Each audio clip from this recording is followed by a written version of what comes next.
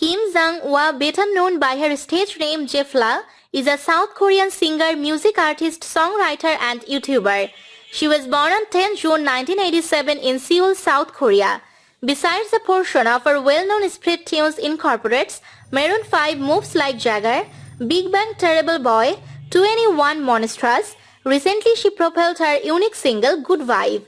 In late 2019, J.Fla released several new original songs with accompanying music videos, starting with Good Vibe on September 6. She began her YouTube career at a young age and has worked hard to establish herself as a successful social media personality. In August of 2011, her cover of Beyoncé's Hello was her first for her YouTube channel.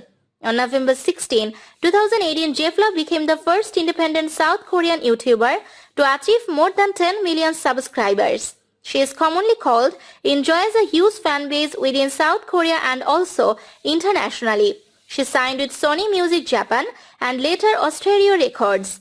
On February 17, 2012, a collection of 8 tracks entitled J.Fla's Cover 1 was released on the internet.